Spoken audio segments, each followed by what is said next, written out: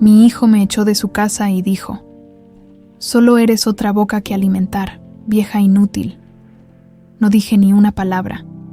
Solo fui al banco, compré su casa en silencio y quintupliqué la renta. Siempre creí que el amor era sinónimo de sacrificio. Mis manos lo saben mejor que nadie. Estas manos callosas que durante 30 años sostuvieron agujas, tijeras y sueños. Cada noche, cuando el mundo dormía, yo cosía vestidos para quinceañeras que nunca conocí, uniformes para niños que corrían por patios ajenos, manteles para mesas donde nunca me sentaría, pero cada puntada, cada dobladillo, cada botón que cosía era una promesa silenciosa para mi Gustavo. «Mijo, vas a tener todo lo que yo nunca tuve». Recuerdo perfectamente el sonido de mi máquina de coser Singer, esa compañera fiel que compré de segunda mano cuando Gustavo tenía apenas 5 años. Tac, tac, tac, tac. Resonaba en la madrugada como un corazón que late. Ese ritmo se volvió la banda sonora de nuestra vida. Mi pequeño se despertaba algunas noches y me encontraba ahí, bajo la luz amarillenta del foco pelón, con los ojos rojos de cansancio pero las manos firmes. Se acercaba descalzo, con su pijama de rayas azules, ese que le duró 3 años porque no teníamos para comprar otro, y se recargaba en mi hombro. «¿Por qué trabajas tanto, ma?», me preguntaba con esa vocecita que todavía me parte el alma recordar. «Para que tú puedas ser alguien importante, mi amor, para que estudies y no tengas que trabajar de noche como tu mamá». Y él me abrazaba por la espalda, pequeño y calientito, y yo sentía que todo valía la pena. En esos momentos, con el peso de su cabecita en mi hombro, el cansancio desaparecía. No importaba que mis ojos lloraran de tanto forzar la vista. No importaba que mi espalda crujiera como madera vieja. Mi niño me necesitaba, y yo iba a mover cielo y tierra para darle todo. La vida nos pegó duro cuando Gustavo tenía 8 años. Ese martes maldito que jamás podré olvidar. Recibí la llamada que cambió todo. Mi esposo, mi Jorge querido, había muerto en un accidente de camión en la carretera a Guadalajara. Un tráiler que se pasó el alto, dijeron, como si esas palabras pudieran explicar por qué mi mundo se desmoronó en un segundo. Gustavo no entendía por qué papá no regresaría a casa. Lo encontré muchas veces parado junto a la ventana, esperando ver aparecer la silueta de Jorge caminando por la calle, con su lonchera verde bajo el brazo. «¿Cuándo viene papá, ma?», me preguntaba, y yo tenía que tragarme las lágrimas para inventar respuestas que no lastimaran su corazón de niño. Esas primeras semanas fueron un infierno. Los gastos del funeral se comieron nuestros pocos ahorros, y de pronto me encontré sola con un niño que alimentar y una renta que pagar. Pero algo dentro de mí se endureció, como el metal cuando lo pones al fuego. No iba a permitir que mi hijo sintiera la pobreza que yo había conocido de niña. Ni madres. Fue entonces cuando mi máquina de coser se convirtió en mi salvación y mi condena. Trabajaba para una fábrica de uniformes escolares durante el día, y por las noches tomaba trabajos extras, vestidos de novia, disfraces para festivales escolares, arreglos de todo tipo. Mis dedos se volvieron tan rápidos que parecían bailar sobre la tela. Aprendí a coser en la oscuridad, casi a ciegas, porque la luz eléctrica costaba y había que ahorrar cada peso. Gustavo crecía ante mis ojos, de ese niño tímido que se escondía detrás de mis faldas cuando llegaban visitas. Se convirtió en un muchacho aplicado. Sus calificaciones eran mi mayor orgullo. Cada 10 que traía a casa era como una medalla de oro para mí. «Mira, ma, saqué 10 en matemáticas», me gritaba desde la puerta, y yo dejaba todo para abrazarlo y cubrirlo de besos. Los domingos eran nuestros días especiales. Aunque estuviéramos contando cada centavo, siempre encontraba la manera de comprarle un helado o llevarlo al parque. Me sentaba en la banca a verlo jugar mientras él corría entre los columpios y pensaba, todo esto vale la pena. Mi niño va a ser diferente, va a estudiar, va a ser profesionista, va a tener una vida mejor que la mía. Guardaba cada cartita que me escribía en el Día de las Madres, cada dibujo que hacía de nosotros dos. Siempre me dibujaba más alta de lo que soy, con una sonrisa enorme y flores en las manos. «Eres la mejor mamá del mundo», decía con esas letras chuevas de niño, y yo guardaba cada papel en una caja de zapatos que escondía debajo de mi cama. Esos papelitos eran mi tesoro más grande. Las noches eran largas y solitarias. Después de que Gustavo se dormía, Yo seguía cosiendo hasta que mis párpados ya no podían mantenerse abiertos. Mis manos se movían por pura memoria muscular y mi mente vagaba por sueños que nunca me atreví a decir en voz alta. Soñaba con que algún día Gustavo se recibiría de ingeniero o doctor, que tendría una casa bonita, una familia feliz. Soñaba con que me abrazaría frente a todos sus amigos y diría: «Esta es mi mamá, la mujer más fuerte del mundo». Cuando Gustavo entró a la preparatoria, tuve que trabajar doble. Los útiles escolares, los uniformes, los libros. Todo costaba una fortuna. Pero cada peso que gastaba en su educación lo veía como una inversión en nuestro futuro. «Mijo, tú estudia y no te preocupes por nada más», le decía cada mañana antes de que se fuera a la escuela. «Yo me encargo de todo lo demás». Y me encargaba. Trabajaba 18 horas al día. Dormía 4 si tenía suerte. Comía lo que sobraba después de asegurarme de que Gustavo estuviera bien alimentado. Mis manos se volvieron tan expertas que podía coser cualquier cosa, desde un vestido de gala hasta una cortina, desde un disfraz de Día de Muertos hasta un traje de primera comunión.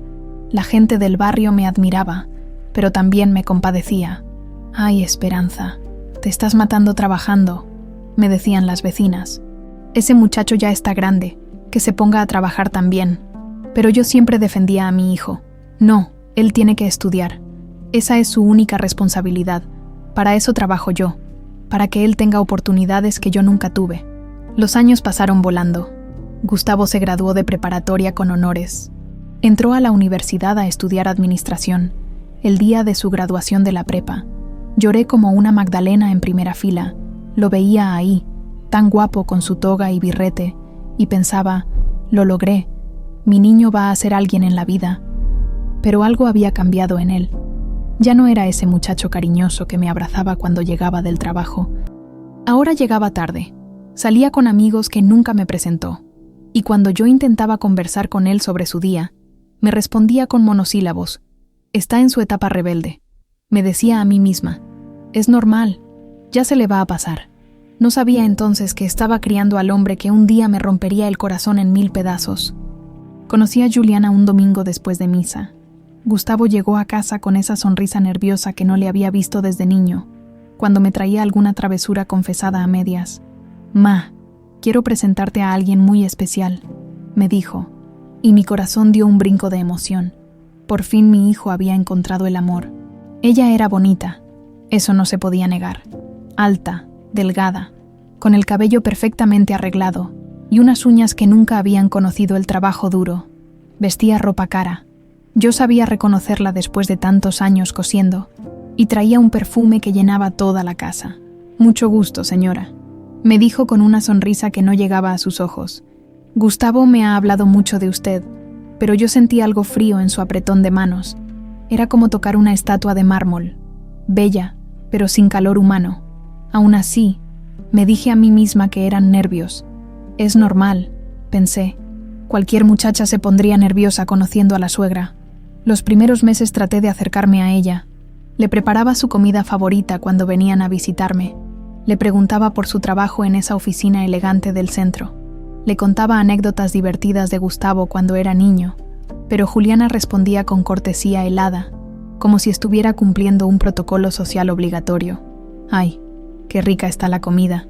«Señora», decía, pero apenas probaba un bocado. «Qué interesante», respondía cuando yo le contaba cómo Gustavo había aprendido a caminar agarrándose de mis faldas. Sus ojos vagaban por la casa, y yo podía ver en su mirada lo que pensaba. «Qué lugar tan humilde, qué muebles tan viejos, qué vida tan pequeña».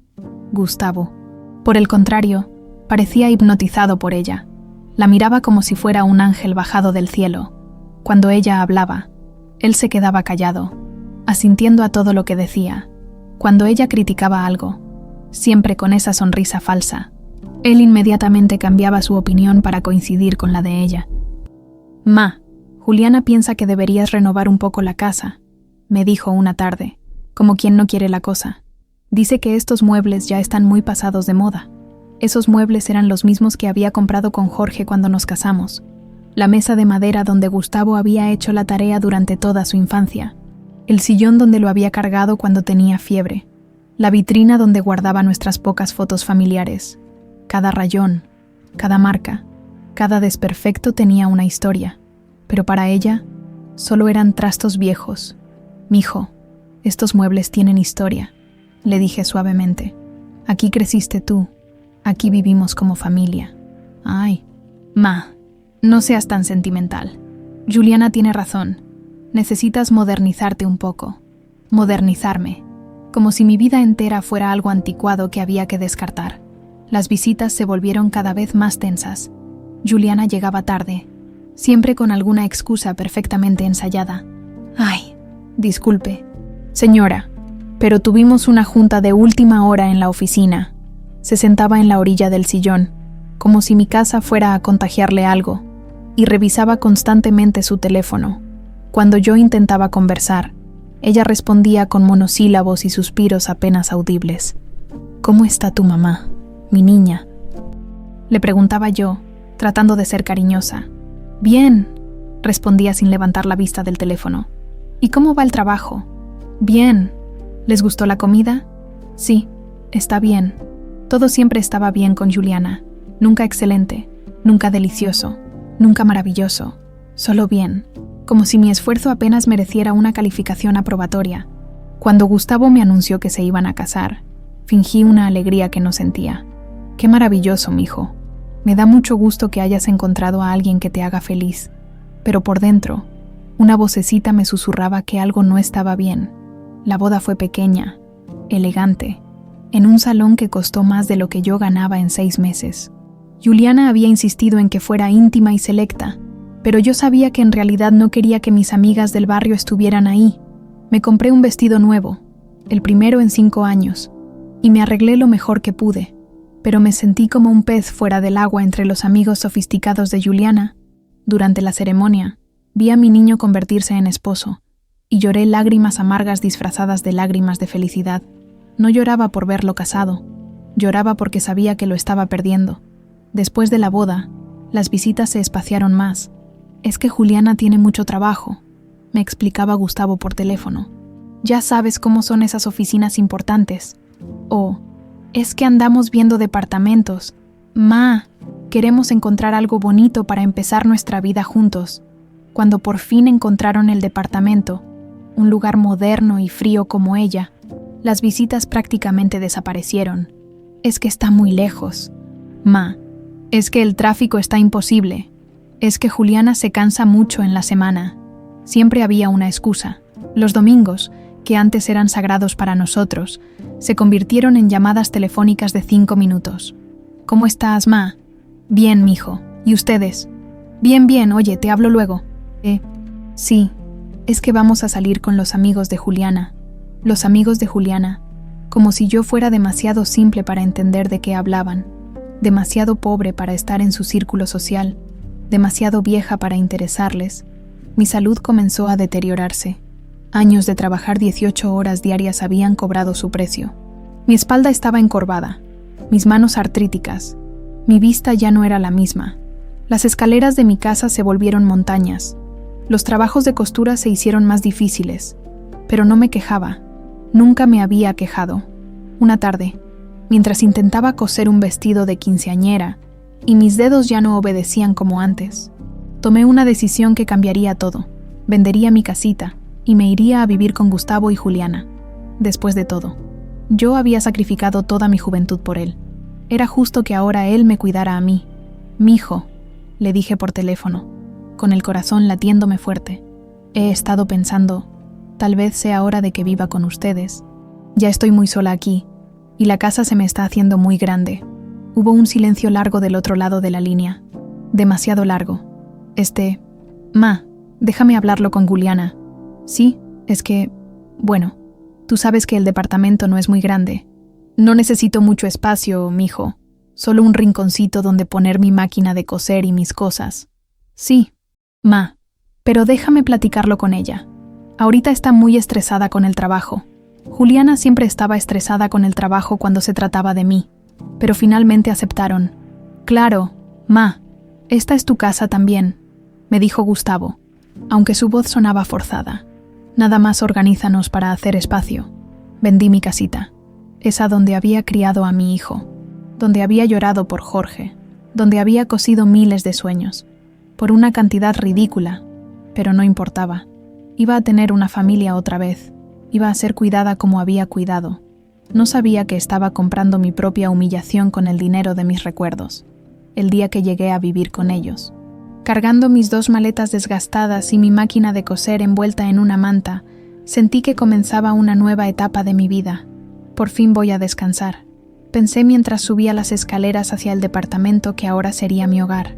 Por fin voy a ser cuidada como cuidé. Qué ingenua fui. El departamento era bonito, moderno, con muebles elegantes que parecían salidos de una revista. Todo era blanco, gris y negro, colores fríos que hacían juego perfecto con el corazón de Juliana. No había fotografías familiares, no había recuerdos, no había vida, solo perfección estéril. «Mire, señora, aquí puede poner sus cosas», me dijo Juliana señalando un rincón del cuarto de visitas.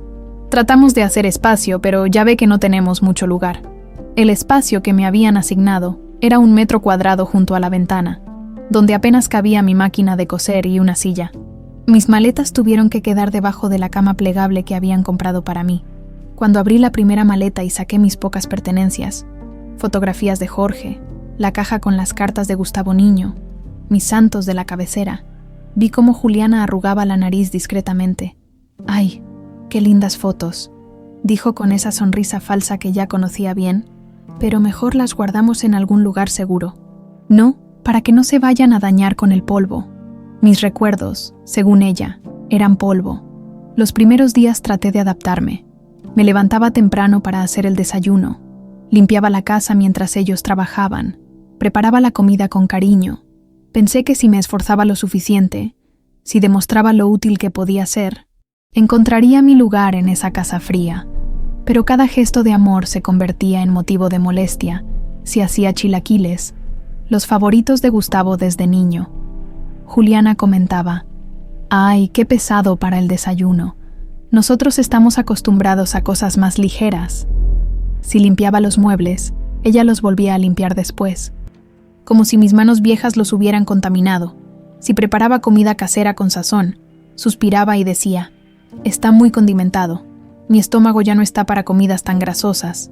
Gustavo no decía nada, simplemente asentía a todo lo que ella opinaba, como un títere que había olvidado cómo pensar por sí mismo.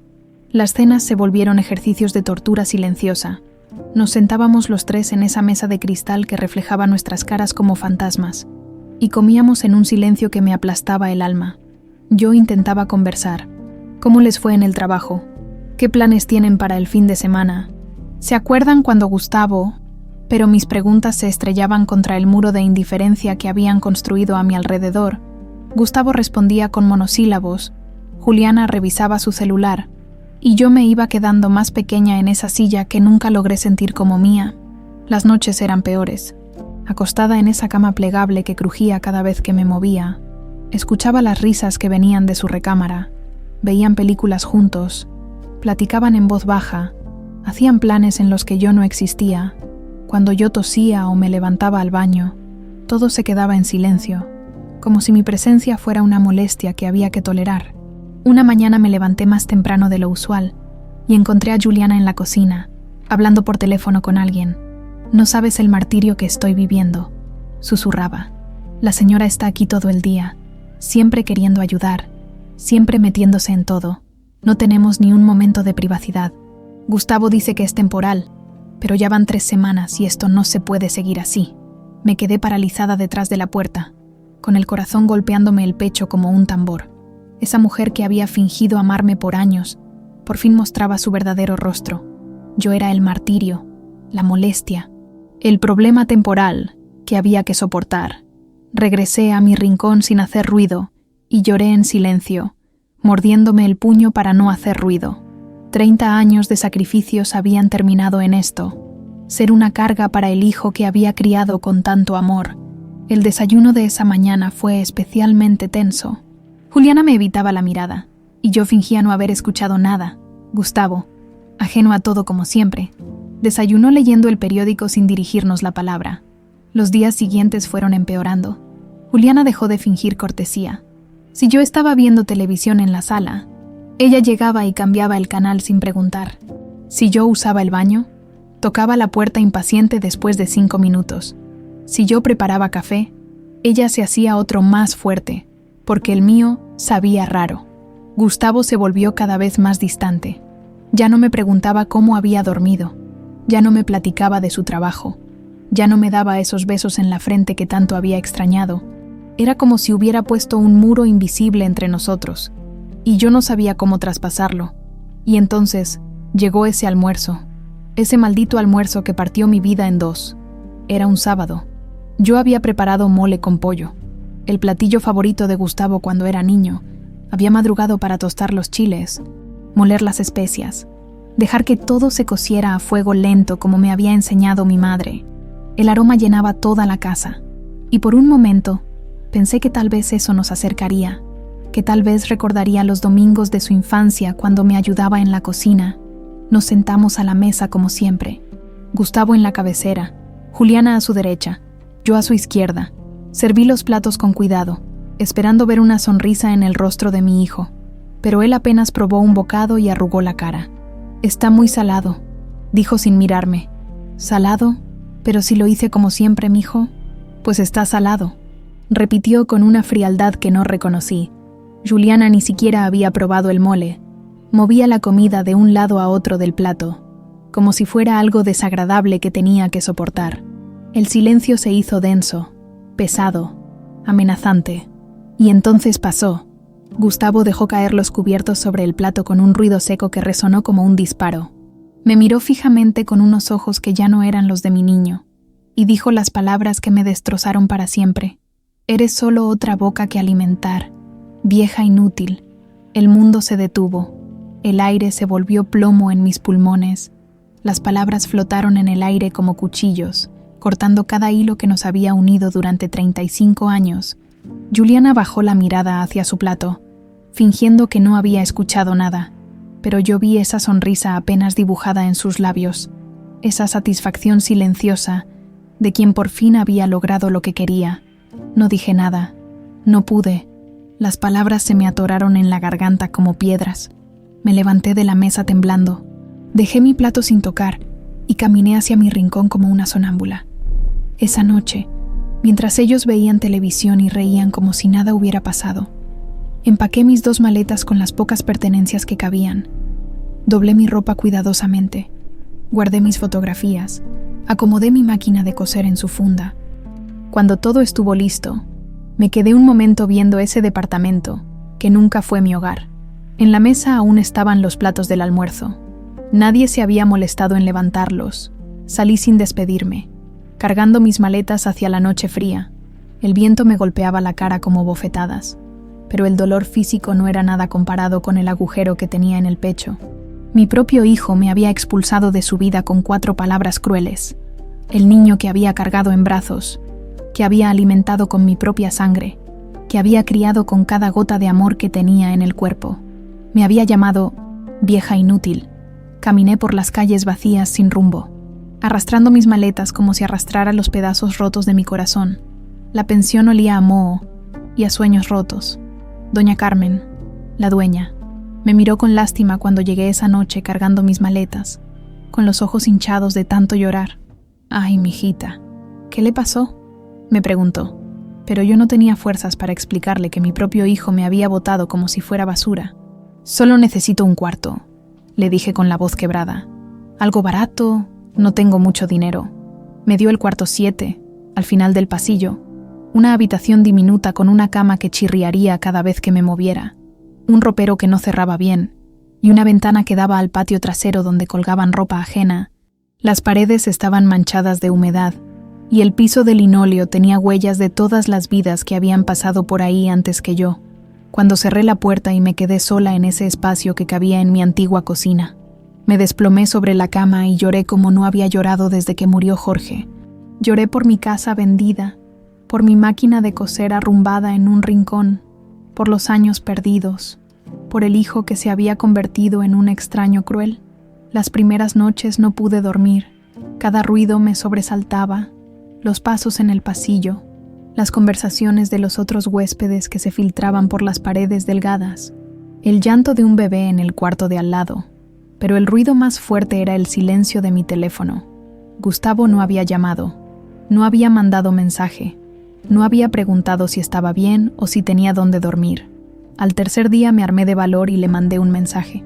«Estoy bien, mijo, no te preocupes por mí». Esperé toda la tarde una respuesta que nunca llegó. Al día siguiente intenté otra vez. «Te mando un abrazo, cuídate mucho». Nada, era como si hubiera muerto para él. Las mañanas se volvieron eternas. Me levantaba sin rumbo, sin propósito, sin saber qué hacer con las manos que habían trabajado toda la vida. Caminaba por los pasillos de esa pensión como un fantasma, saludando a los otros huéspedes que, como yo, habían llegado ahí empujados por la vida. Estaba doña Remedios, una señora de 80 años cuyos hijos habían vendido su casa y la habían metido ahí temporalmente mientras le conseguían un lugar en un asilo. Temporalmente ya llevaba 2 años. Estaba don Jacinto, un viudo que había perdido su trabajo de velador y sobrevivía con una pensión miserable. Estaba la joven Marisol, embarazada y abandonada por su novio, que trabajaba limpiando casas para pagar la renta. Todos teníamos algo en común. Habíamos sido descartados por las personas que supuestamente nos amaban. En las tardes me sentaba en el patio común, viendo cómo la ropa de otros se secaba al sol, y pensaba en todos los errores que había cometido. ¿Qué hice mal? Me preguntaba una y otra vez. ¿Por qué mi hijo me odia tanto? Fui demasiado protectora, demasiado sacrificada. Le di demasiado y él nunca aprendió a valorar nada. Revisaba obsesivamente nuestras conversaciones pasadas, buscando pistas de cuándo había comenzado a cambiar. Recordaba cómo en la universidad había empezado a avergonzarse de mí, cómo cuando me veía en los festivales escolares me presentaba rápidamente y luego me alejaba de sus amigos. «Es que mi mamá es muy sencillita», le había escuchado decir una vez a un compañero, como si yo fuera algo de lo que había que disculparse. Los fines de semana eran los peores. Desde la ventana de mi cuarto veía pasar familias completas, papás cargando a sus hijos, mamás tomadas del brazo de sus hijas, abuelas rodeadas de nietos que les gritaban «Abuela, abuela», con cariño. Yo cerraba las cortinas y me metía debajo de las cobijas a llorar. Una tarde, mientras organizaba mis pocas pertenencias, encontré la caja donde guardaba las cartas que Gustavo me había escrito de niño. Con manos temblorosas, saqué una por una esas hojas de cuaderno con su letra infantil. «Querida mami, gracias por cuidarme cuando estuve enfermo. Eres la mejor mamá del mundo. Te amo mucho. Tu hijo que te quiere, Gustavo. Mami, el maestro dijo que escribiéramos sobre nuestro héroe favorito. Yo escribí sobre ti porque trabajas muy duro para que yo pueda estudiar. Cuando sea grande te voy a comprar una casa muy bonita. Te amo, Gustavo. Ma, saqué 10 en el examen de matemáticas. ¿Te acuerdas que me ayudaste a estudiar? Todo fue gracias a ti. Eres la mamá más inteligente del mundo». Cada carta era una puñalada. ¿En qué momento ese niño amoroso se había convertido en el hombre cruel que me había llamado vieja inútil? ¿En qué momento su amor se había transformado en desprecio? Los días se arrastraban idénticos unos a otros. Me levantaba tarde porque no tenía razón para madrugar. Desayunaba un café con pan en el cuartito común de la pensión. Me sentaba en el patio a ver pasar las horas. A veces intentaba coser algo a mano. Había traído algunos hilos y telas en mis maletas. Pero mis dedos artríticos ya no obedecían como antes. Y además, ¿para qué coser si ya no tenía a quién vestir? Doña Carmen a veces se sentaba conmigo a platicar. «Ay, Esperanza, se ve que usted fue una buena madre. Eso se nota de lejos. Su hijo ya va a recapacitar, ya verá». Pero sus palabras bondadosas solo hacían que me doliera más. Si había sido tan buena madre, ¿por qué había terminado así? Una noche, después de 3 semanas de silencio absoluto, me armé de valor y marqué al teléfono de Gustavo. Mi corazón latía como loco mientras escuchaba el timbre. 1, 2, 3 veces. Finalmente contestó. «Bueno, Gustavo, hijo, soy yo, tu mamá». Hubo un silencio largo, incómodo. «¿Qué quieres?». Su voz era fría, distante, como si fuera un desconocido molesto. Solo quería saber cómo estás. Han pasado semanas y estoy bien. ¿Algo más? Mijo, yo quería decirte que no guardes rencor. Sé que tal vez no fui la madre perfecta. Pero siempre hice lo mejor que pude, si cometí errores. Mira, no tengo tiempo para esto. Estoy ocupado. Gustavo, espera, por favor. El sonido de la línea cortada resonó en mis oídos como un disparo. Mi propio hijo me había colgado el teléfono como si fuera una vendedora molesta. Esa noche lloré hasta quedarme sin lágrimas. Me quedé ahí, en esa cama que olía a tristeza ajena, abrazando la caja de cartas como si fuera el único pedazo que me quedaba de mi hijo verdadero. En la madrugada, cuando todo estaba en silencio, saqué mi celular y escribí el último mensaje que le mandaría. Te perdono, mijo, y te amo, aunque ya no me quieras. Cuídate mucho. No esperé respuesta porque sabía que no la habría. Al día siguiente desperté sintiéndome vacía, como un globo desinflado, pero algo había cambiado durante la noche. Ya no tenía lágrimas, ya no tenía esperanzas, ya no tenía la energía para seguir suplicando amor donde claramente no había nada.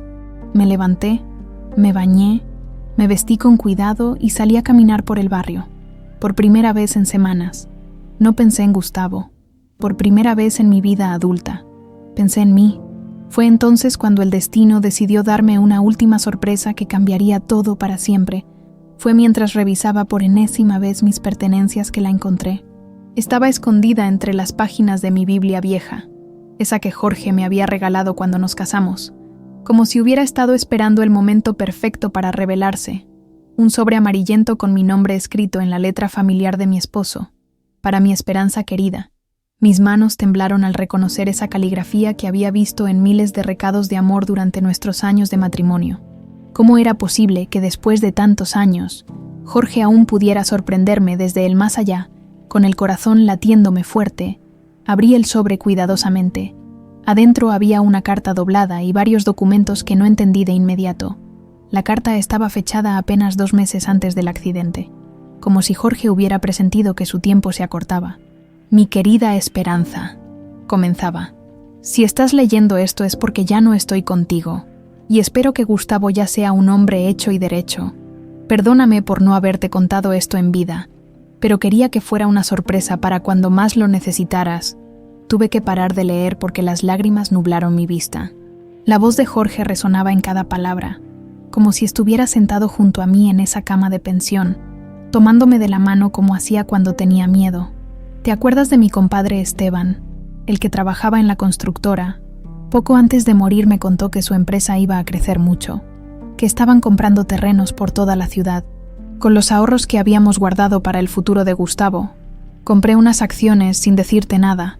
Pensé que si la cosa no funcionaba, mejor que no te preocuparas. Mis ojos se abrieron como platos. Jorge había comprado acciones. Mi Jorge, que apenas sabía leer y escribir, que trabajaba con las manos. Había hecho una inversión, pero resulta que sí funcionó. Mi amor, funcionó mejor de lo que jamás imaginé. Estas acciones se han multiplicado año tras año. Los documentos que están en este sobre te van a explicar todo. Busca a un abogado, mi reina, porque resulta que mi Esperanza ya no va a tener que preocuparse por el dinero nunca más. Me quedé paralizada. Leyendo una y otra vez esas líneas imposibles, saqué los documentos con manos temblorosas, certificados de acciones, estados de cuenta, papeles llenos de números que no entendía pero que parecían demasiado grandes para ser reales.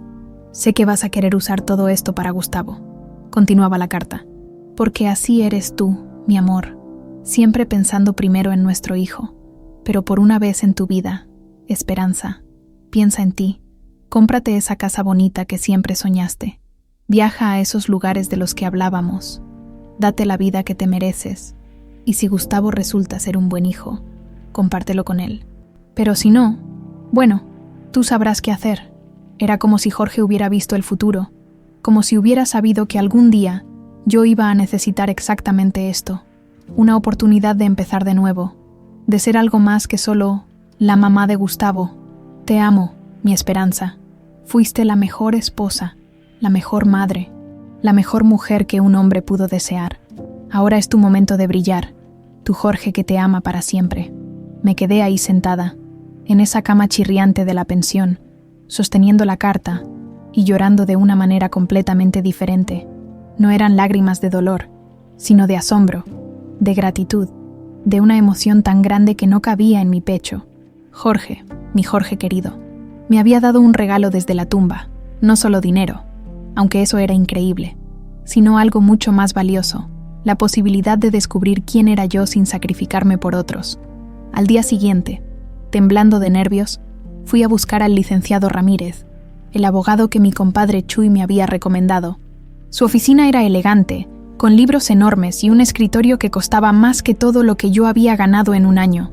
«Señora», me dijo después de revisar los documentos, quitándose los lentes como si no pudiera creer lo que veía. «¿Usted sabe el valor que tienen estas acciones?». Negué con la cabeza, sintiéndome como una niña perdida en un mundo de adultos. «Señora, usted es millonaria». La palabra rebotó en mi cabeza como una pelota. Millonaria. Yo, Esperanza, la costurera viuda que había vivido contando centavos, que había comido frijoles toda la semana para poder comprarle zapatos a su hijo, que había vendido su casa por una miseria. Era millonaria. ¿Está seguro?, le pregunté con la voz ahogada. Completamente seguro. La constructora donde su esposo invirtió se convirtió en una de las más grandes del país. Sus acciones se han revalorizado más de 1000% en estos años. El mundo se movió bajo mis pies. De repente entendí por qué Jorge había sido tan específico en su carta sobre pensar en mí primero. Él sabía que con este dinero yo podría elegir por primera vez en mi vida. Podría decidir si quería seguir siendo víctima o convertirme en protagonista de mi propia historia. Las siguientes semanas fueron un torbellino de aprendizaje. El licenciado Ramírez me explicó sobre inversiones, fondos, intereses. Me consiguió una cuenta en el banco más elegante de la ciudad, el mismo donde probablemente Juliana manejaba su dinero. Me sentía como Cenicienta, pero en lugar de una hada madrina, tenía a Jorge cuidándome desde el cielo. Pero lo más importante no era el dinero, era la sensación de poder. Por primera vez en mi vida, yo tenía el control. Yo podía decidir qué hacer, dónde vivir, cómo gastar mi tiempo. Ya no dependía de nadie, ya no tenía que rogar por amor, ya no tenía que aceptar migajas de cariño. Una tarde, mientras revisaba los estados de cuenta en la privacidad de mi cuarto de pensión, mi teléfono sonó. Era un número desconocido, pero cuando contesté, reconocí inmediatamente la voz nerviosa de Gustavo. «Mamá, soy yo». Mi corazón se aceleró, pero esta vez no de esperanza, sino de una extraña tranquilidad. Ya no era la mujer desesperada que había llamado semanas atrás, suplicando por su amor. «Hola, Gustavo. ¿Cómo estás? He estado pensando en ti». Mentira. Si hubiera estado pensando en mí, habría llamado hace semanas. «Estoy bien. Gracias. Oye, quería platicarte. Juliana y yo hemos estado hablando, y pensamos que tal vez podrías regresar a casa. Casa. Como si el lugar donde me habían humillado pudiera llamarse casa. Ah, sí. ¿Y por qué este cambio de opinión? Pues es que hemos reflexionado mucho y sentimos que fuimos muy duros contigo. Sentimos. Todo lo hacía en plural ahora, como si él ya no tuviera voz propia. Está bien, Gustavo. Gracias por la invitación, pero estoy cómoda donde estoy. Hubo un silencio confundido del otro lado. Cómoda, pero, Ma, estás en una pensión. No puede ser más cómodo que estar con nosotros. Te aseguro que lo es. Mamá, no te enojes. Sé que dije cosas feas, pero ya sabes cómo soy cuando me estreso. Ahí estaba. La excusa, el estrés, el trabajo, las presiones, todo menos aceptar responsabilidad por sus palabras crueles. Gustavo, te agradezco la llamada, pero estoy bien donde estoy. Pero mamá, cuídate mucho, hijo. Y colgué, por primera vez en mi vida. Yo había colgado el teléfono. Yo había puesto límites. Yo había dicho que no. El poder no estaba solo en el dinero que Jorge me había dejado. Estaba en descubrir que yo tenía valor más allá de lo que podía dar a otros, que yo merecía respeto, amor verdadero, dignidad. Mi Jorge querido no solo me había hecho rica, me había hecho libre. La curiosidad puede ser más poderosa que el rencor. Durante las semanas siguientes a la llamada de Gustavo, no pude quitarme de la cabeza esa repentina invitación a regresar a casa. ¿Por qué ahora? ¿Qué había cambiado para que de pronto recordaran que existía? Contraté a un investigador privado, algo que jamás pensé que haría en mi vida. Pero el dinero te abre puertas que ni sabías que existían. Quiero saber cómo están las finanzas de mi hijo, le dije al licenciado García, un hombre serio con cara de pocos amigos. Discretamente, por favor. Una semana después tenía las respuestas que explicaban todo. Su hijo está en problemas graves, señora, me informó el investigador mientras ponía una carpeta gruesa sobre la mesa. Deudas de tarjetas de crédito, préstamos personales y, lo más preocupante, la casa está hipotecada hasta el tope. Sentí una punzada extraña en el estómago. Satisfacción, dolor. No sabía exactamente qué nombre darle a esa emoción. ¿Qué tan graves son los problemas?, pregunté, aunque parte de mí ya no quería saber la respuesta. Tienen 3 meses de atraso en los pagos de la hipoteca. El banco está iniciando el proceso de recuperación. Si no pagan pronto, van a perder la casa. Ahí estaba la explicación. Mi hijo no me había llamado porque hubiera reflexionado sobre lo cruel que había sido conmigo. Me había llamado porque necesitaba dinero y sabía que yo, como la tonta de siempre, se lo daría sin preguntar nada. ¿Quién tiene la hipoteca?, pregunté, sintiendo cómo una idea peligrosa comenzaba a formarse en mi mente. Banco del Bajío, señora. ¿Por qué pregunta? Simple curiosidad. Pero no era simple curiosidad. Era algo mucho más complejo. Algo que no reconocía en mí misma. Una frialdad calculadora que me asustaba y me emocionaba al mismo tiempo. Esa noche, sola en mi cuarto de pensión, me quedé despierta pensando. Gustavo me había botado de su casa llamándome vieja inútil. Me había colgado el teléfono cuando traté de reconciliarme. Me había ignorado durante semanas hasta que necesitó algo de mí. Y ahora esperaba que corriera a salvarlo, como había hecho toda la vida. ¿Qué harías tú, Jorge?, le pregunté en voz alta a la fotografía de mi esposo que tenía en el buró. Por supuesto, él no respondió, pero en mi corazón sabía la respuesta. Jorge había sido bueno, pero no tonto. Piensa en ti por una vez. Había escrito en su carta.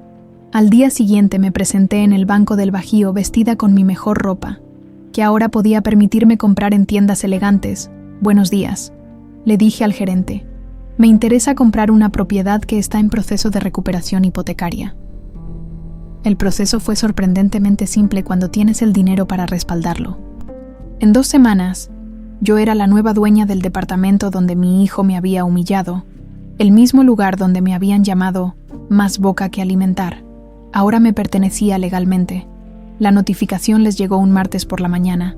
El investigador que había contratado me contó después cómo había sido la escena.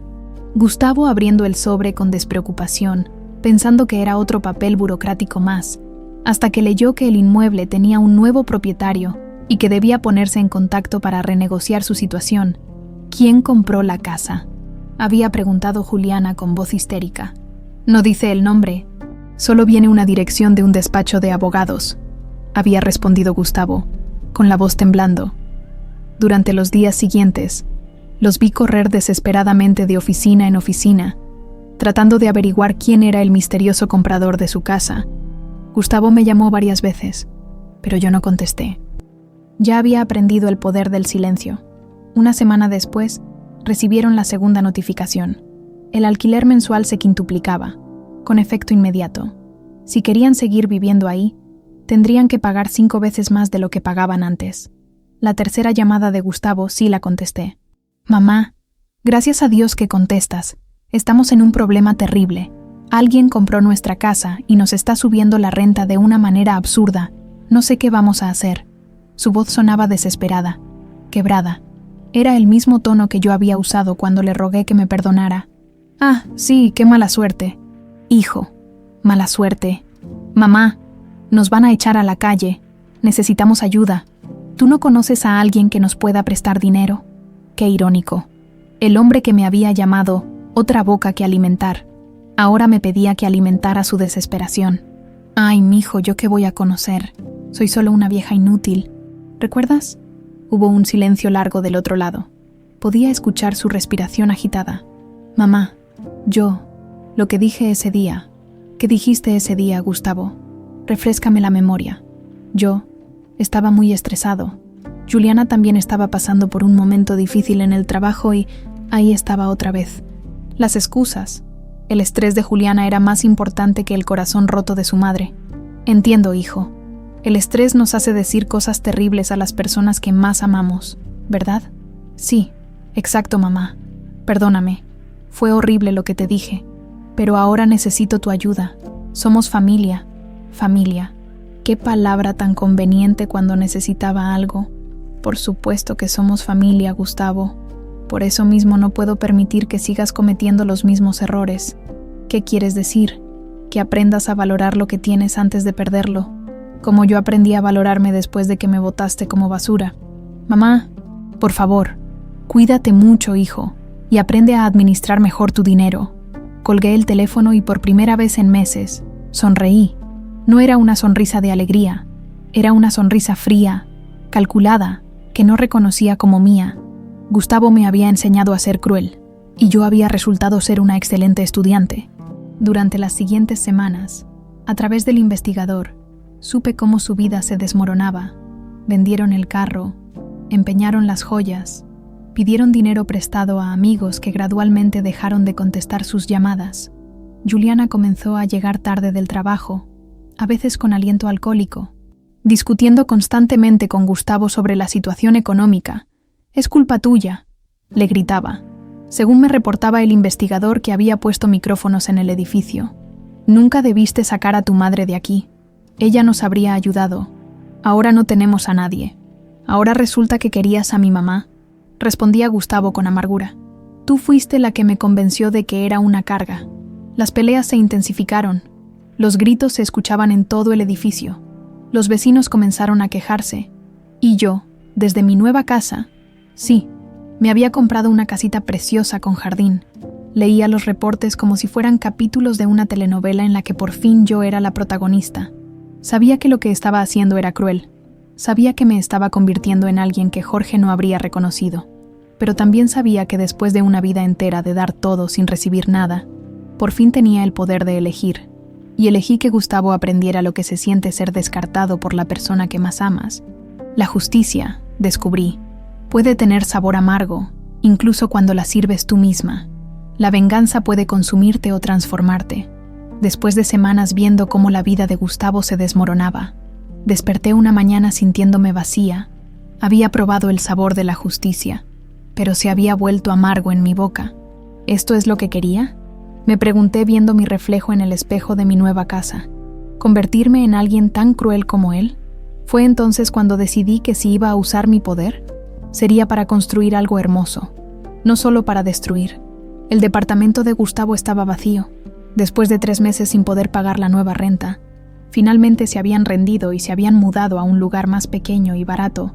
Cuando entré por primera vez a ese espacio que una vez había sido mi infierno, sentí una extraña mezcla de dolor y libertad. Las paredes seguían siendo las mismas que habían escuchado mis lágrimas silenciosas. El comedor de cristal donde me habían humillado seguía ahí, pero ahora me pertenecía. Caminé por cada habitación como un general inspeccionando territorio conquistado, pero en lugar de satisfacción, sentí una responsabilidad enorme. ¿Qué puedo hacer aquí que honre mi dolor pero también ayude a otros? Pensé mientras veía la luz del sol entrar por la ventana donde antes había puesto mi máquina de coser arrumbada. La respuesta llegó cuando conocí a doña Elena en el mercado. Tenía 78 años, caminaba con bastón y llevaba en los ojos esa tristeza que yo conocía tan bien. Mientras esperábamos en la fila del banco, comenzamos a platicar. «Ay, mijita, ya no sé qué hacer», me confió con lágrimas en los ojos. «Mis hijos vendieron mi casa sin preguntarme nada. Dicen que es por mi propio bien, que ya estoy muy grande para vivir sola. Me metieron en un asilo, pero es terrible. No nos tratan como personas, solo como números. Me escapé y ahora no tengo dónde quedarme». Su historia me partió el corazón porque era un espejo de lo que me había pasado. Hijos que decidían sobre la vida de sus madres sin considerarlas. Familias que veían a las mujeres mayores como cargas en lugar de tesoros de sabiduría. ¿Sabe qué, doña Elena?, le dije impulsivamente. «Yo tengo un lugar grande y vacío. ¿Le gustaría venir a conocerlo?» Sus ojos se iluminaron por primera vez en nuestra conversación. «¿En serio me lo está ofreciendo? ¿En serio?» Esa tarde, doña Elena se convirtió en mi primera huésped. Le di la recámara principal, la misma donde Gustavo y Juliana habían planeado mi exilio, y la arreglamos juntas con sus pocas pertenencias y algunos muebles nuevos que compramos. «No puedo pagarle mucho», me dijo con preocupación. No se preocupe por eso. Solo necesito que me ayude a hacer de este lugar un hogar. Al principio éramos solo nosotras dos, pero pronto la voz se corrió. Doña Carmen de la pensión me habló de Remedios, que seguía esperando que sus hijos vinieran por ella. Le ofrecí la segunda recámara. Después llegó Mercedes, una maestra jubilada cuya nuera la había echado de casa después de que enviudara. En 6 meses, el departamento se había transformado completamente. Donde antes había frialdad y silencio, ahora había risas, conversaciones y el aroma de comida casera hecha con amor. Cada una de nosotras tenía su historia de abandono, pero juntas habíamos creado una nueva familia. Miren nada más, decía doña Elena mientras preparábamos el desayuno juntas. ¿Quién iba a decir que íbamos a ser tan felices después de que nuestros propios hijos nos votaran? Es que aquí sí nos valoran, respondía Mercedes. Aquí nuestras historias importan. Nuestra experiencia cuenta para algo. Tenían razón. En lugar de ser estorbos que había que tolerar, éramos mujeres completas con décadas de sabiduría para compartir. Mercedes daba clases de lectura a los niños del barrio. Doña Elena enseñaba sus recetas tradicionales. Remedios organizaba círculos de tejido. Yo había vuelto a coser, pero ahora para vestir a familias necesitadas. El proyecto creció más de lo que jamás imaginé. Con el dinero que Jorge me había dejado, compré 2 departamentos más en el mismo edificio. Contraté a trabajadoras sociales, psicólogas, una enfermera de medio tiempo. Casa Esperanza se convirtió en el primer centro de vivienda asistida para mujeres mayores abandonadas por sus familias. No es un asilo, explicaba en las entrevistas que me hacían los periódicos. Es un hogar donde las mujeres pueden vivir con dignidad, independencia y respeto, donde su edad es un honor, no una condena. Los medios comenzaron a llamarme la empresaria social del año. Recibía premios, reconocimientos, invitaciones a conferencias, pero lo que más me llenaba el alma eran las tardes en Casa Esperanza, sentada en el comedor que una vez había sido mi lugar de humillación, rodeada de mujeres que habían encontrado una segunda oportunidad. Esperanza, me decía doña Elena una tarde mientras tomábamos té. Usted nos salvó a todas nosotras. No, le respondí con honestidad. Ustedes me salvaron a mí. Me enseñaron que una puede transformar su dolor en propósito. Era cierto. Cada vez que veía llegar a una mujer nueva, asustada, dolida, sintiéndose invisible, recordaba cómo me había sentido yo en esa pensión húmeda, y cada vez que la veía florecer semanas después, segura, valorada, útil, sentía que mi propio corazón sanaba un poco más. Claro que Gustavo se enteró de todo. Las noticias sobre Casa Esperanza salían en televisión, en periódicos, en redes sociales. Su madre, la vieja inútil, había aparecido en la portada de varias revistas como La Mujer del Año. Las llamadas desesperadas se intensificaron. Mamá, vi las noticias. No sabía que tenías tanto dinero. ¿Por qué no me dijiste nada? Porque cuando te dije que estaba bien, me colgaste el teléfono. Pero mamá, somos familia. Yo debería haber sido el primero en saber. Familia. Repetí la palabra lentamente. Sí, ahora tengo una familia muy grande. 50 mujeres que me ven como alguien importante, no como una carga. Yo nunca te vi como una carga. ¿No?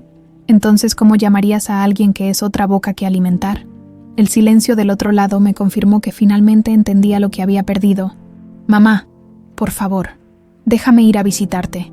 Quiero conocer tu proyecto. Estoy muy orgulloso de ti. Orgulloso. Ahora que había dinero y reconocimiento, estaba orgulloso. Gustavo, estoy muy ocupada construyendo algo importante. Cuando tenga tiempo, te llamo. Pero mamá, cuídate mucho, hijo. Y colgué, como él me había colgado tantas veces. Esa noche, mientras caminaba por los pasillos de Casa Esperanza, viendo a mis señoras platicando, leyendo, tejiendo, me di cuenta de algo poderoso. Había logrado convertir el lugar de mi mayor humillación en mi mayor triunfo. No era solo venganza, era resurrección. Era un martes lluvioso cuando lo vi por primera vez en 6 meses. Estaba yo revisando las cuentas de Casa Esperanza en mi oficina, cuando doña Elena tocó la puerta con expresión preocupada. Esperanza, hay un hombre en la puerta principal. Dice que es su hijo. Se ve muy mal.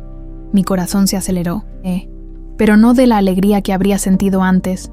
Era una mezcla de curiosidad, dolor y una extraña sensación de poder. Muy mal en qué sentido. Flaco, despeinado, con los ojos hundidos, parece que no ha dormido en días. Me levanté lentamente, alicé mi blusa nueva. Ahora podía comprarme ropa bonita, y caminé hacia la entrada de Casa Esperanza. Lo que vi me dejó sin aliento, pero no de la manera que esperaba. El hombre que estaba parado bajo la lluvia ya no era mi Gustavo, o tal vez sí era él, pero despojado de toda la arrogancia que había adquirido en los últimos años. Estaba delgado, muy delgado, con la barba crecida y desprolija. Su ropa, antes siempre impecable, estaba arrugada y manchada, pero lo que más me impactó fueron sus ojos, hundidos, desesperados, llenos de una tristeza que reconocí porque había vivido en mis propios ojos durante meses. «Mamá», dijo cuando me vio aparecer en la puerta, y su voz se quebró como si fuera un niño perdido. Por un momento, solo un momento, mi instinto maternal quiso correr hacia él, abrazarlo, llevarlo a la cocina para darle de comer, pero me quedé firme donde estaba, protegida por el marco de la puerta de mi nuevo mundo. «Gustavo, ¿qué haces aquí?» «Yo quería verte, necesitaba verte». Noté que no dijo «quería visitarte» o «quería conocer tu proyecto». Dijo «necesitaba», como si yo fuera su última esperanza. «¿Necesitabas verme? Qué curioso. Yo te necesité durante meses y nunca apareciste». Sus ojos se llenaron de lágrimas, lágrimas que una vez habrían derretido mi corazón al instante. «Mamá, por favor, ¿podemos hablar?» Miré hacia atrás y vi a mis señoras asomándose discretamente desde la sala, preocupadas por mí.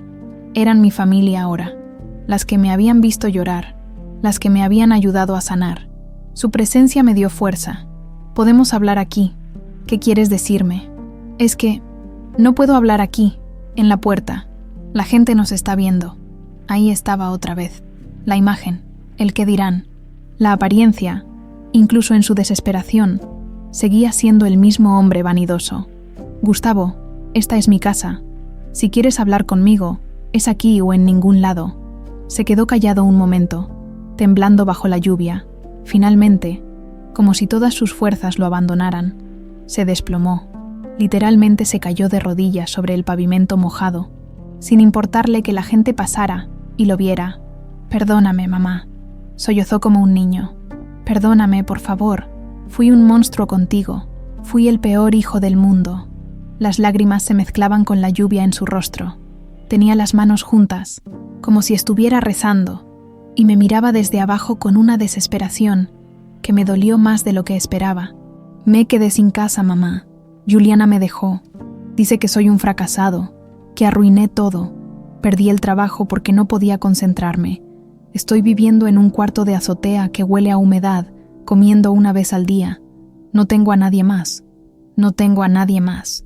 Las mismas palabras que yo había sentido en esa pensión, cuando él me ignoraba, y yo no tuve a nadie cuando tú me echaste de tu casa. Le respondí con una calma que me sorprendió. Lo sé, y me odio por eso. Me odio tanto que hay días que no quiero ni levantarme. Sueño contigo todas las noches, mamá. Sueño que me perdonas, que volvemos a ser como antes, cuando yo era su sirvienta incondicional, cuando él podía tratarme como se le diera la gana porque sabía que yo siempre estaría ahí, como antes, cuando me ignorabas durante semanas, cuando permitías que tu esposa me despreciara, cuando me llamaste vieja inútil. No, como cuando era niño, cuando me cuidabas, cuando me querías, cuando yo también te quería sin condiciones». Sus palabras me llegaron directo al corazón, pero mi mente se mantuvo clara. Ese niño que recordaba había muerto hacía muchos años. Lo había matado la ambición, la vergüenza de sus orígenes, la influencia de una mujer que lo había alejado de sus raíces. «Gustavo, levántate del suelo». Obedeció inmediatamente, pero siguió temblando. Le hice una seña para que entrara, no por compasión, sino porque no quería que mis vecinos pensaran que yo era cruel. Las apariencias también importaban para mí ahora. Lo llevé a la cocina de Casa Esperanza, donde Mercedes estaba preparando té para las señoras. Cuando nos vio entrar, discretamente nos dejó solos. «Siéntate», le dije señalando una silla. «Te voy a preparar algo caliente». Mientras ponía agua a hervir y buscaba té, lo observé por el rabillo del ojo. Se había encorvado sobre la mesa, con la cabeza entre las manos, sollozando en silencio.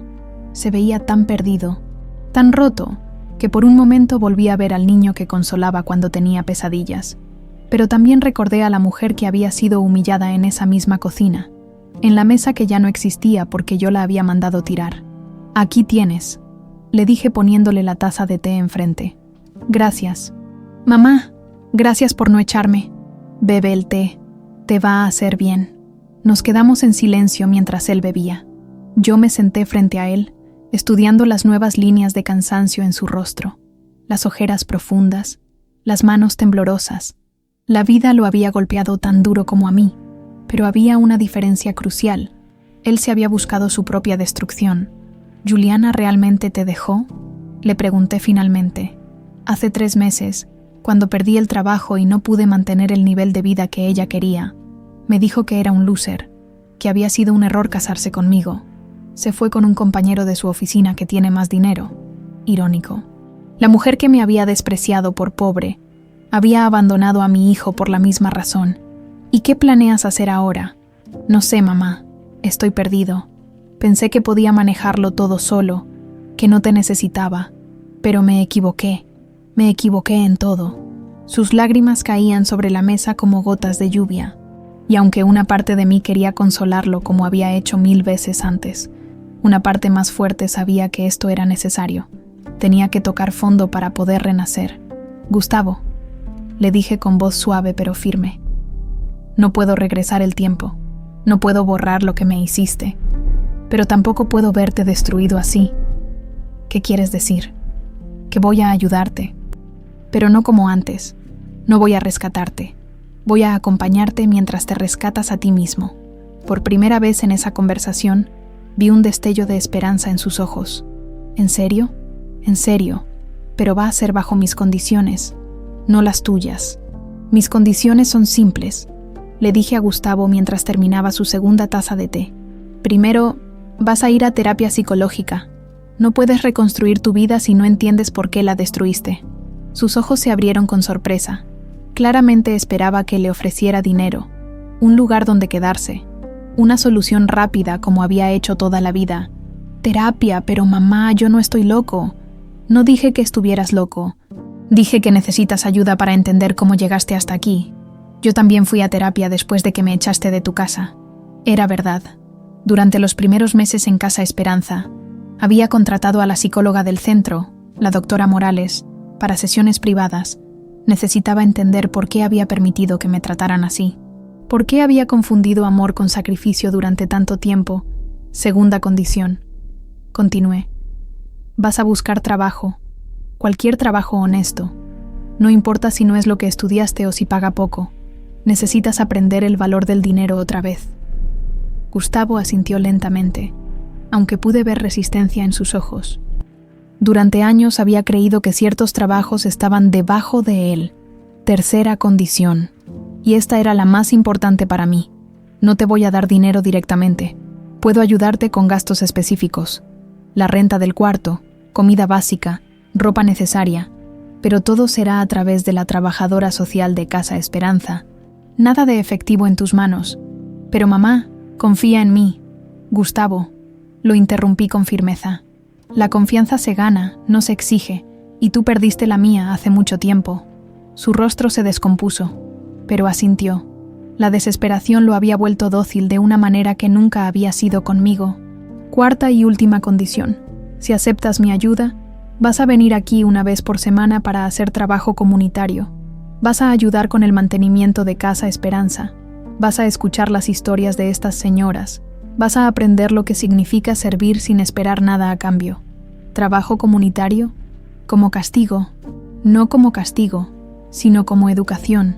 Estas mujeres fueron abandonadas por sus familias, como yo fui abandonada por ti. Tal vez al convivir con ellas entiendas el daño que haces cuando descartas a las personas que te aman. Gustavo se quedó callado un largo rato, procesando mis condiciones. Podía ver la lucha interna en su rostro, su orgullo contra su desesperación, su arrogancia contra su necesidad. Y si acepto todo esto, podríamos volver a ser madre e hijo. La pregunta me partió el corazón, pero también me enfureció. Todavía no entendía que las relaciones no son interruptores que puedes apagar y prender a conveniencia. Gustavo, no sé si podremos volver a ser lo que éramos. Tal vez podamos construir algo nuevo, algo más sano, algo basado en respeto mutuo en lugar de sacrificio unilateral. Pero eso va a tomar tiempo, y va a depender de que tú realmente cambies, no solo de que digas que cambiarás. Aceptó mis condiciones, aunque pude ver que pensaba que era solo una fase que tenía que soportar hasta que yo volviera a la normalidad. La primera semana fue un desastre.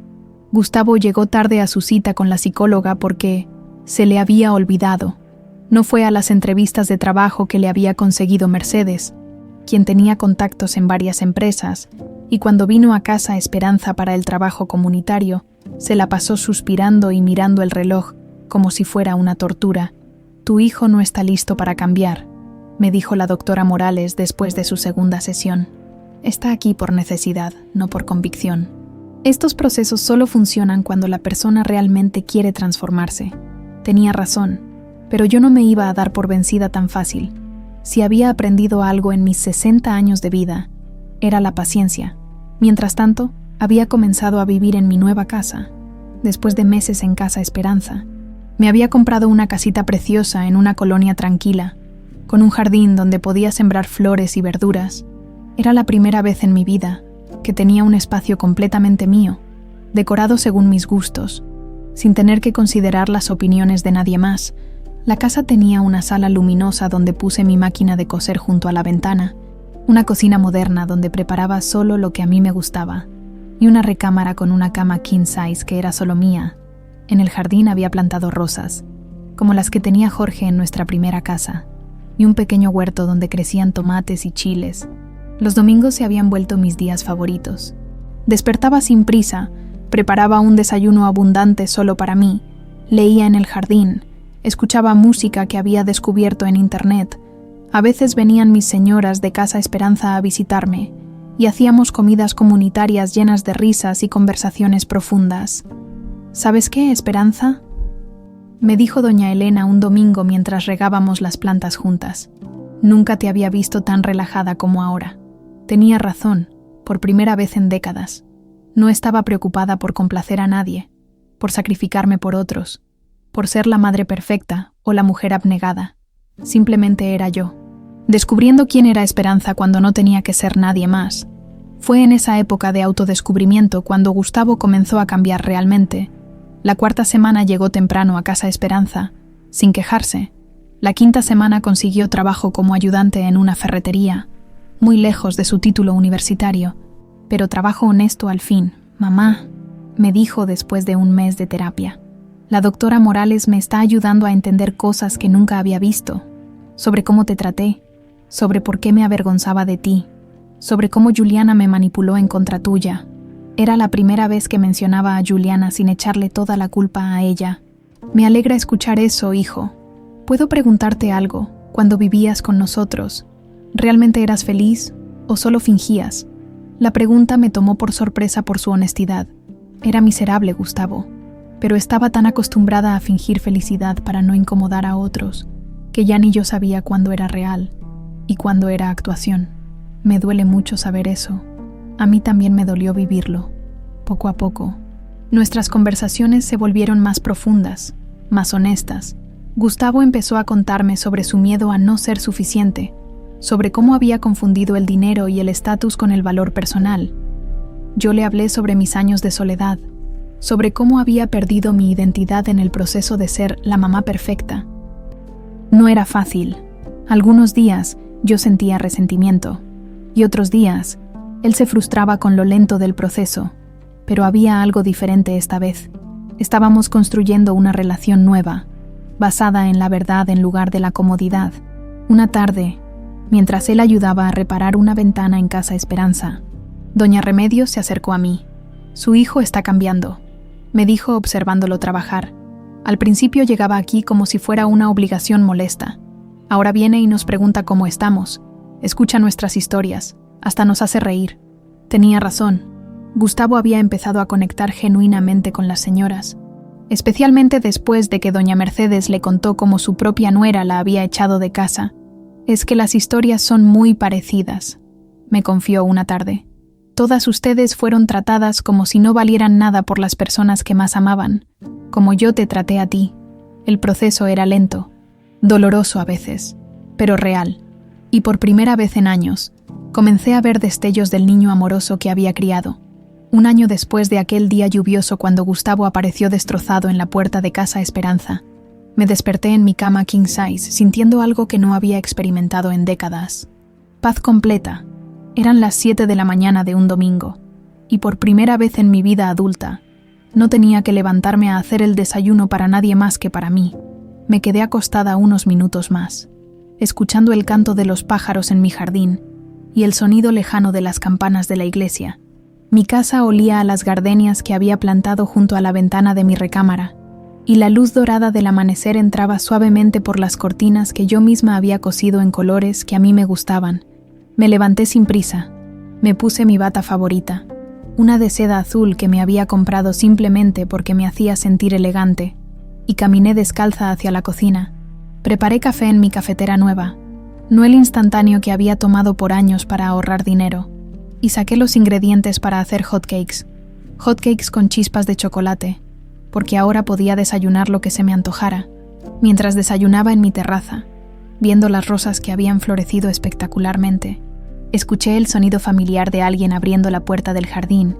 Era Gustavo, que llegaba como cada domingo desde hacía 6 meses para ayudarme con las plantas. «Buenos días, mamá», me saludó quitándose una gorra de la ferretería donde trabajaba.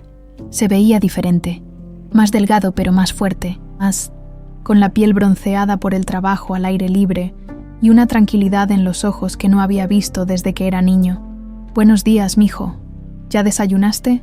«Sí, gracias». «¿Cómo amaneció mi jardín favorito?» «Mi jardín favorito». Así le había empezado a decir después de que yo le contara cómo cada planta representaba una etapa de mi nueva vida. Las rosas rojas por el amor propio que había aprendido, las violetas por la humildad que había recuperado, los girasoles por la luz que había encontrado después de tanta oscuridad. Lo observé mientras se dirigía al cobertizo donde guardaba las herramientas de jardinería. Sus movimientos eran diferentes ahora, menos arrogantes, más conscientes. En terapia había aprendido a estar presente en cada momento, a valorar las tareas simples, a encontrar dignidad en el trabajo honesto. «Los tomates están listos para cosechar», le dije señalando el huerto. «Perfect. Doña Mercedes me pidió que le llevara algunos para su salsa». Doña Mercedes. El hecho de que Gustavo hablara con cariño de las señoras de Casa Esperanza me llenaba el corazón. Durante estos meses, había desarrollado relaciones genuinas con cada una de ellas. Doña Elena le enseñaba recetas tradicionales, Doña Remedios le había tejido un suéter, y Mercedes lo había ayudado a conseguir un segundo trabajo de medio tiempo, dando clases de matemáticas a niños del barrio. Trabajamos en silencio durante un rato. Él, cosechando tomates, yo, podando las rosas. Era un silencio cómodo, muy diferente a esos silencios tensos que habíamos compartido en el pasado. Habíamos aprendido que no todas las conversaciones necesitaban palabras, que a veces el amor se expresa mejor a través de acciones simples. «Mamá», me dijo finalmente, mientras llenaba una canasta con tomates perfectos. «Quería contarte algo». Su tono era serio pero no preocupante. Durante este tiempo había aprendido a distinguir entre sus diferentes estados de ánimo. «Dime, mijo. La doctora Morales dice que ya no necesito terapia semanal, que puedo espaciarla a una vez al mes». Era una buena noticia, señal de que había hecho progreso real en su proceso de sanación. «Me da mucho gusto escuchar eso. ¿Cómo te sientes tú con esa decisión?» «Bien. Asustado, pero bien. Es como si me estuviera graduando de algo importante». Se sentó en el banco de madera que habíamos puesto bajo el árbol de nísperos, y yo me senté junto a él. Desde ahí podíamos ver todo el jardín que habíamos creado juntos durante estos meses. «¿Sabes qué he estado pensando?», continuó, observando las mariposas que revoloteaban entre las flores, «que estos domingos contigo han sido los mejores de mi vida adulta». Sus palabras me sorprendieron, no porque fueran inesperadas, sino porque venían de un lugar de honestidad genuina que había tomado tanto tiempo en desarrollar. «Para mí también han sido especiales», le respondí. pero son muy diferentes a los domingos de cuando eras niño. Sí, porque ahora somos dos adultos que se respetan, no una madre sacrificándose por un hijo malagradecido. La precisión de su autoconocimiento me conmovió. En terapia, había aprendido a llamar a las cosas por su nombre, sin endulzar la realidad. Gustavo, hay algo que necesito decirte, le dije, sintiendo que era el momento adecuado para una conversación que habíamos evitado. ¿Qué cosa? Que te perdono, completamente, no porque hayas cambiado, aunque me da mucho gusto que lo hayas hecho, sino porque guardar resentimiento me estaba envenenando el alma. Él se quedó callado un momento, y vi lágrimas formándose en sus ojos. ¿En serio? En serio. Pero también necesito que entiendas que perdón no significa olvido. No significa que vamos a regresar a la relación de antes. Significa que escojo no cargar más con el peso del rencor. Entiendo. Y te lo agradezco más de lo que puedes imaginar. Nos quedamos sentados viendo el jardín, cada uno perdido en sus propios pensamientos. Yo reflexionaba sobre el camino extraordinario que habíamos recorrido, desde aquella mañana terrible cuando me llamó vieja inútil, hasta este momento de paz compartida. ¿Puedo contarte algo que nunca te he dicho?, me preguntó después de un rato. Por supuesto. Juliana me decía constantemente que tú me estabas manipulando con tu sacrificio, que tu amor era tóxico porque me hacía sentir culpable. Durante años creí que tenía razón. Era la primera vez que me daba detalles sobre cómo había sido envenenado en mi contra. ¿Y ahora qué piensas? Que tal vez tu amor sí era un poco tóxico, pero no porque fuera falso, sino porque te habías olvidado de amarte a ti misma. Y que yo, en lugar de ayudarte a encontrar un equilibrio, simplemente me aproveché de tu sacrificio, hasta que decidí desecharte cuando ya no me convenía. Su análisis era dolorosamente preciso. Tienes razón. Yo confundí amor con autodestrucción durante muchos años. Pensé que ser buena madre significaba desaparecer como persona, y yo confundí ser adulto independiente con ser cruel hacia la persona que más me amaba. Ambos habíamos cometido errores, pero también ambos habíamos aprendido de ellos. Al atardecer, cuando terminamos con el jardín, nos sentamos en la terraza a tomar limonada y comer los hotcakes que había guardado para él. El sol se ponía detrás de las montañas, pintando el cielo de colores dorados y rosados. «Mamá», me dijo de repente, «¿eres feliz?». Era una pregunta simple, pero cargada de significado. Durante años, nadie me había preguntado si era feliz, ni siquiera yo me lo había preguntado. Sí, mijo, por primera vez en mi vida adulta, puedo decir honestamente que soy feliz. Me da mucho gusto escuchar eso. ¿Y tú? ¿Eres feliz? Estoy aprendiendo a hacerlo. Estoy aprendiendo que la felicidad no viene de tener cosas o de aparentar ser alguien que no eres. Viene de estar en paz contigo mismo y con las personas que amas. Cuando se fue esa noche, me quedé en la terraza viendo las estrellas que comenzaban a aparecer, luna llena, como la noche que había decidido salir de su casa con mis 2 maletas. En mi regazo tenía la caja con las cartas que Gustavo me había escrito de niño. Las había releído esa semana, pero ahora sin dolor, solo con la dulce nostalgia de recordar tiempos que fueron hermosos, pero que ya habían cumplido su propósito. Entendí finalmente que la mayor venganza no había sido quitarle la casa o verlo sufrir. La mayor venganza había sido encontrarme a mí misma. Descubrir que Esperanza no era solo la mamá de Gustavo, sino una mujer completa, capaz de amar sin perderse, de dar sin vaciarse, de perdonar sin olvidar. El silencio que una vez había sido mi prisión se había convertido en mi mayor libertad, y en ese jardín que florecía bajo la luna llena, por fin me sentía en casa, dentro de mí misma.